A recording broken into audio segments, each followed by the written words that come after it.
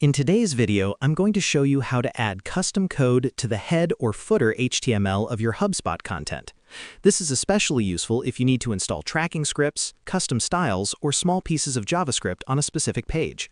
Don't worry, I'll keep this beginner-friendly. First, log into your HubSpot account.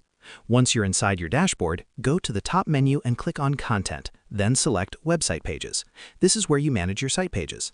If you haven't created a page yet, you can click Create and choose a template to get started. Pick any template that fits your layout needs. Once your page opens in the editor, we're ready for the important part. Look toward the top of the page editor and click on Settings. Inside the Settings panel, find the Advanced section. This is where HubSpot allows you to insert additional code that won't appear directly in the visual editor. Here you'll see separate fields for adding code to the head HTML and the footer HTML. If you need to add tracking tools, verification tags, or custom styling that must load before the page displays, paste that code into the head HTML field. If your script should load after the main content, for example, certain chat widgets or extra JavaScript, paste it into the footer HTML section instead. Simply copy your code snippet and paste it into the appropriate box. Once you've added your code, click Save to apply the changes.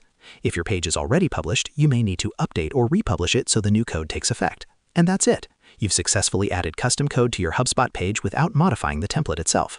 And that's how you add code to the head or footer HTML of HubSpot content. Share this video and subscribe for more helpful tutorials.